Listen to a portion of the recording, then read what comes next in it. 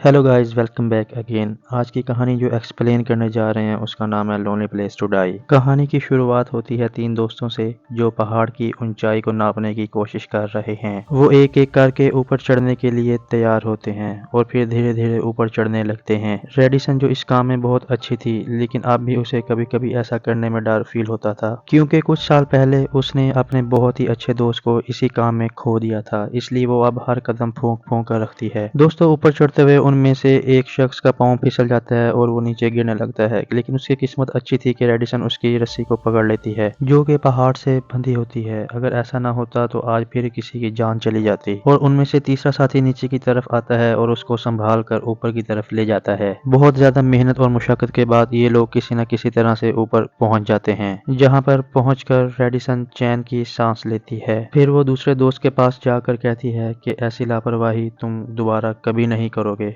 क्योंकि हल्की सी गलती की वजह से तुम जानते भी नहीं कि क्या हो सकता है। वो रेडिसन से माफी मांगता है और आगे से ऐसा ना करने का वादा करता है। फिर वो लोग वहां से नीचे एक गांव में आ जाते हैं जहां पर एक कॉटेज है, जहां पर पहले से ही इनके दो दोस्त मौजूद थे। वो इनका वेलकम करते हैं और फिर रेडिसन फ्रेश होने के लिए चली जाती है, लेकिन उसके दिमाग में अभी सुबह वाली बात ही घूम रही थी। अगर वो रस्सी पहाड़ से ना बंधी होती तो वो अभी इस वक्त मातम मना रहे होते। फिर इसके बाद वो सब मिलकर ताश खेलने लगते हैं। उनमें से एक की नज़र बाहर पड़ती है और उसको ऐसा लगता है कि बाहर मौसम बहुत ज़्यादा ख़राब है और सबसे कहता है कि शायद हम कल सुबह हाइकिंग के लिए ना जा पाए। तो एलेक्स कहता है कि ये सब कुछ तो हम सुबह ही तय करेंगे। फिर अगली सुबह सभी देखते हैं कि मौसम अभी भी खराब है। फिर एलेक्स कहता है कि हमें कोई रिस्क नहीं लेना चाहिए, हमें आसान वाला रास्ता आज इख्तियार करना चाहिए। सभी उसकी बात को मान लेते हैं और फिर हाइकिंग के लिए तैयार हो जाते हैं, लेकिन उनको ये नहीं पता कि ये हाइकिंग उनकी जिंदगी की सबसे खतरनाक हाइकिंग होने वाली है, क्योंकि आगे ऐसा कुछ होने वाला है जो आपको सोचने पर मजबूर कर देगा कि ऐसा कैसे हो सकता है। फिर उनका सफर शुरू होता है और कई घंटे की हाइकिंग के बाद वो लोग थोड़ी देर के लिए आराम करते हैं। फिर उनमें से एक दोस्त कहता है कि उसे टॉयलेट करना है। वो उनसे कुछ दूरी पर जाता है जहां पर वो कुछ आवाज सुनता है जो कि किसी के रोने की आवाज थी। वो सब अपने दोस्तों को बुलाता है, जहां पर सबसे पहले रेडिसन आती है। वो भी ये आवाज सुनती है। फिर वो बाकी अपने सभी दोस्तों को बुलाती है, वो सभी ये आवाज सुनते हैं। वो सबको खामोश रहने को कहती है क्योंकि ये आवाज उन्हें किसी इंसान की लगती है जो कि रो रहा है। वो इस आवाज का पीछा करते हैं। थोड़ी ही दूर जाने पर उन्हें जमीन में एक गड़ा हुआ पाइप मिलता है। वो ये देखकर हैरान हो जाते हैं कि यहाँ पर ये पाइप कहाँ से आ रहा है। फिर उनको दोबारा वो आवाज सुनाई देती है। असल में ये आवाज उस पाइप के नीचे से आ रही थी। फिर वो उस जगह को खोदते हैं जहां से उनको एक बच्ची मिलती है। वो ये देखकर हैरान हो जाते हैं, किसी न किसी ने उस बच्ची को यहाँ पर गाड़ा हुआ था, लेकिन क्यों ये किसी को पता नहीं था। फिर जैनी सबसे पहले उस गड्ढे में नीचे उतरती है और उस बच्ची को सहारा देती है, उसे पीने को पानी देती है और उसे लेकर फौरन बाहर आ जाती है। बच्ची अपना नाम ऐना बताती है, लेकिन इसके बाद वो जो कुछ बताती है उन्हें कुछ भी समझ नहीं आता, क्योंकि वो किसी और जुबान में बात कर रही होती है। एक एक आकर सब लोग कोशिश करते हैं लेकिन किसी को कुछ समझ नहीं आता। फिर रॉक कहता है कि जिस किसी ने भी इसको यहाँ पर गाड़ा है उसका मकसद इसको मारना नहीं है। हो सकता है कि उसने किसी के कहने पर ऐसा किया हो, इसीलिए उसने यहाँ पर पाइप भी लगा दिया ताकि ये सांस लेती रहे और किसी को मदद के लिए भी पुकार सके। फिर सभी लोग कहते हैं कि हमें इसको बचाना होगा और किसी सेफ जगह पर पहुंचाना होगा ताकि ये अपने घर जा सके। फिर वो लोग एक मैप निकालते हैं और सबसे करीब वाले विलेज को तलाश करते हैं जो कुछ ही दूरी पर मौजूद था। अब वहां जाने के लिए दो रास्ते थे, एक शॉर्टकट जो थोड़ा खतरनाक था और एक दूसरा रास्ता जो थोड़ा लंबा था। फिर रॉक और रेडिसन ये फैसला करते हैं कि हम इस बच्ची को लेकर शॉर्टकट रास्ते से जाएंगे और बाकी दोस्तों को लंबे रास्ते की तरफ से बच्ची को लाने को कहते हैं। सभी लोग राजी हो जाते हैं, लेकिन दोस्तों आप लोगों को क्या लगता है कि उन्होंने ये सही किया या उस बच्ची को वहीं छोड़ देना चाहिए था और अपने रास्ते निकल जाना चाहिए था। लेकिन दोस्तों जो कुछ भी हो रहा है उसमें खतरा बहुत ज्यादा है।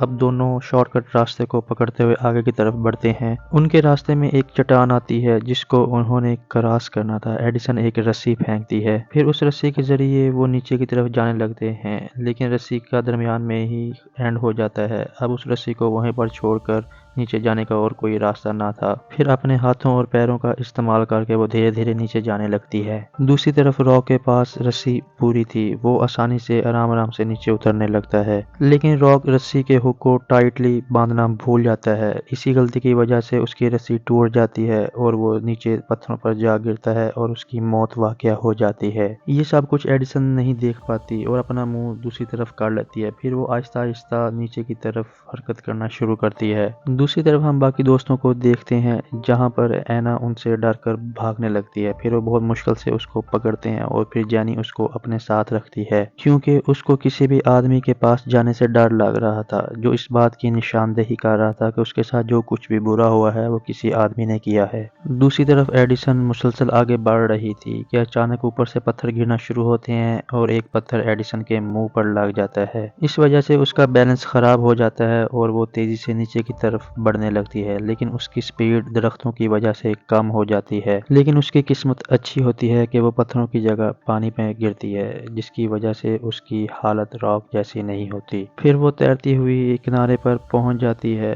जहां पर रॉक की लाश पड़ी हुई थी। फिर वो बेहोश हो जाती है। जब काफी देर के बाद उसको होश आता है तो वो देखती है कि उसको किसी ने बॉक्स में बंद कर दिया है, वैसा ही बॉक्स जिसमें ऐना बंद थी। फिर वो काफी देर बेहद मुशक्कत के बाद बाहर निकलने की कोशिश करती है, लेकिन थक हार कर वहीं गिर जाती है। फिर जब दोबारा उसकी आंख खुलती है तो वहीं थी रॉक के पास।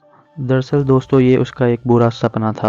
अब वो रॉक के पास जाती है और उसकी रस्सी पर उसकी नज़र पड़ती है तो ये देखकर हैरान रह जाती है कि किसी ने जानबूझकर उसकी रस्सी को काटा था। शायद ये वही लोग होंगे जिन्होंने ऐना को बॉक्स में बंद किया था। फिर उसकी नज़र पहाड़ के ऊपर एक शख्स पर पड़ती है। वो डर जाती है और भागना शुरू कर देती है। उधर हम चारों दोस्तों को देखते हैं जो खुले मैदान से आगे की तरफ बढ़ रहे थे।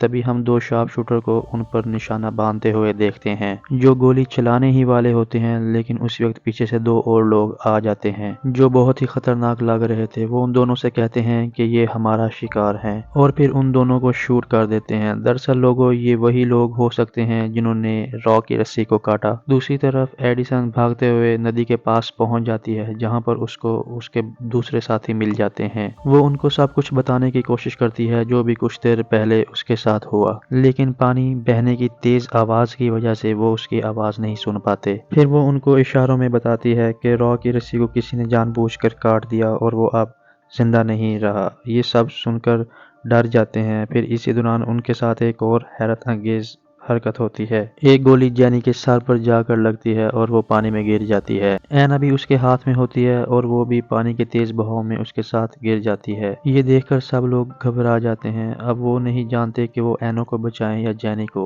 उन्हें नहीं पता कि जैनी जिंदा भी होगी या नहीं, क्या पता दूसरी गोली आकर इनको लग जाए। इसी घबराहट में सब लोग इधर उधर भागना शुरू कर देते हैं, लेकिन गोलियां अभी भी चल रही थी। ये देखकर एडिसन पानी में छलांग मार देती है और बाकी के लोग जंगल में भागना शुरू कर देते हैं। एडिसन जब पानी के अंदर जाती है तो वो वहां पर जैनी को भी देखती है, लेकिन उसकी एक आंख नहीं होती। ये देखकर एडिसन बहुत डर जाती है। फिर एडिसन ऊपर आती है और ऐना को देखती है, जो कि बेहोशी की हालत में तैर रही थी। वो इसको लेकर नदी के किनारे पर चली जाती है। वो इन शिकारियों से थोड़ा दूरी पर आ गई थी, जहाँ पर अब वो उनको नहीं देख सकती थी। फिर वो ऐना को ऑक्सीजन देने की कोशिश करती है, जिसकी वजह से वो होश में आ जाती है, लेकिन अब इनको शिकारियों ने भी देख लिया था। फिर एडिसन ऐना को भागने के लिए कहती है और खुद वहीं रुक जाती है, क्योंकि वो नहीं चाहती कि ऐना को कुछ भी हो। और दूसरी तरफ एड भी भाग रहा होता है कि उसको पत्थर के पीछे ऐना बैठी हुई मिलती है। वो उसको चुप रहने को कहता है। अब तक ऐना को भी पता चल चुका था कि कौन सही है और कौन गलत है, इसलिए इस बार वो उससे दूर नहीं भागती, बल्कि उसका हाथ पकड़कर उसके साथ आगे बढ़ती है। इसी दौरान उनको रास्ते में एलेक्स भी दिख जाता है और वो दोनों पत्थर के पीछे छुप जाते हैं। और दूसरी तरफ एड और ऐना भी उनके पास आ जाते हैं और सब एक ही पत्थर के पीछे छुप जाते हैं। लेकिन ये लोग कौन हैं और इनको क्यों मारना चाहते हैं? यहाँ पर एलेक्स एक प्लान बनाता है कि हमें उनको डिस्ट्रैक्ट करना